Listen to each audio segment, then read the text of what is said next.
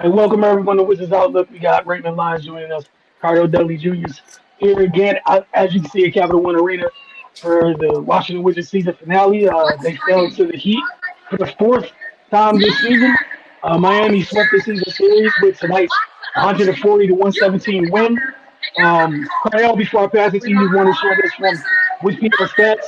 Buck Carrington obviously had a big game tonight, but early in this game, he recorded his 300th career three-pointer in tonight's contest. He joined LaMelo Ball, Luka Doncic, Anthony Edwards, and Jalen Green as the only players in NBA history to connect on 300 plus threes prior to turning 21 years old. That said, Cardell, you were in the building. What went wrong? When did it go wrong tonight for Washington? They didn't play any defense at the beginning of the game. And then when they decided to try to fight and play some defense, pretty much after the halftime when they were down 20, 72-52, it was too much of a gap, obviously, to try to overcome and pull it out, man. They lost the first quarter 34-23. Of the Heat's 34 points, 22 came in the paint. So that was just the Wizards not guarding at all. Meanwhile, the Wizards only had 4 points in the paint. And that pretty much set the tone. Now they battled back to the remaining three quarters, but that gap was too much, man. You know what I'm saying? Like you can't you can't get outplayed like that in that fashion. You know what I mean? Like let it be somewhere maybe they just got hot from three. You know, eventually they'll cool off and all things will equal out. Them just getting, they were literally like getting long rebounds or getting boards, dribbling up the court, and was going straight down the lane, laying it up, and no Wizards was around, like no resistance at all, and that just had the tone. But they did show some type of fight. Because at the end of the game, points in the paint, he still won that, but it was 58-50. Remember what I said at the first quarter was 22-4. So the Wizards showed some fight, and it was led by, honestly, Bilal Coulibaly and Bub Carrington. Bub Carrington was hot in warm-up. Sometimes you could just tell when you know when it was a player's night. Like even in warm-ups, it wasn't in the room. Everything he was throwing up.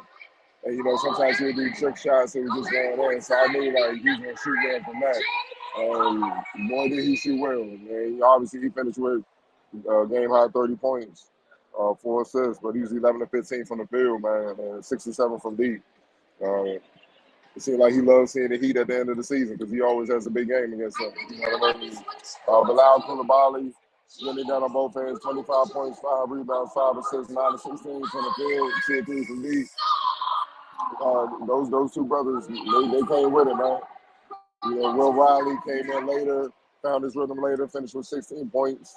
You know, not the typical Julian Reese night, 10.6 rebounds. You can tell the Heat made a concerted effort to keep him off the boards.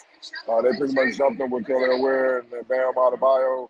Dealing with one of those brothers trying to battle for boards is a headache. Dealing with both, you can understand why he didn't reach double digits. But you know, all in all, man, they showed fight for the next 3 quarters. It was just too big of a hole to try to climb out of in the first quarter, man.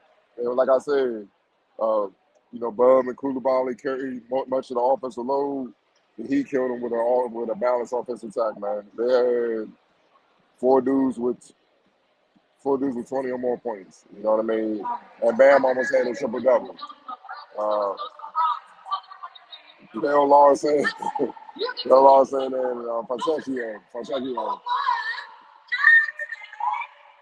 Those are the two dudes that did the most damage in the first quarter. When they were just letting them go down the lane and just lay it up, man. It was a layup clinic, and they got in the rhythm. And you know what we say, man, the stars gonna do what they gonna do. You can't let the role players get in the rhythm because it's just gonna be too big of a fire to try to put out, and that's what you saw. And that's why the Heat pulled away and you know beat them like they did by 23. Right. Yeah, like Cardell said, man, they just got out the gates way too slow. And once that snowball started going downhill, it just got out of control. I mean, they haven't had much luck against the Heat all season. They lost all 4 games, and the least amount of points they gave up in those 4 contests was 132. So the Heat they've been bringing out the belt every time they seen the Wizards this year. But yeah, in regards to this game, yeah, Fontecchio and Larson, they just got out the gates quick, and once it spirals out of control like that, it's just nothing you can do. They Heat shot their shooting splits for the game 60, 54, 85. That's shoot around numbers, man. You gotta put up more resistance than that. But I mean that's been the Achilles heel all season, their defensive inconsistency. So, and it just showed itself once again. We're in game 81, so it's not a surprise at this point. It's just who they are as a team.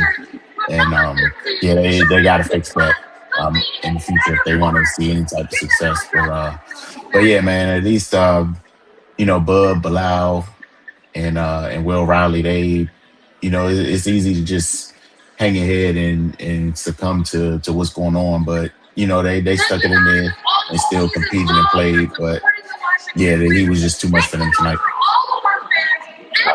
You guys got some candidates playing the game tonight. Um, Bam. I'm gonna roll Bam near triple double, 20 points, Mhm. 9 rebounds, 8 assists, 50%, 50% from deep, 50% from the field, 100% from the line. Ray, you're in agreement? Yeah, it was understated, but when you see what type of impact he had on the game, yeah, he was just out there going through the motions and controlling stuff. All right, Xfactor for tonight. Pero Fonseca, both of them. They were both X Factors. Actually sounds like a whole person too. But yeah, them two brothers went nuts tonight. We will see you guys Sunday to wrap up this season. On Sunday, we're gonna have two shows. We'll have multiple shows. We'll have pregame, we'll have Outlook, and then a little bit after that, we'll wrap this season up. And then the next time after Sunday, we'll talk Wizards. It's around draft time. So we'll see you guys Sunday. Y'all have a good night.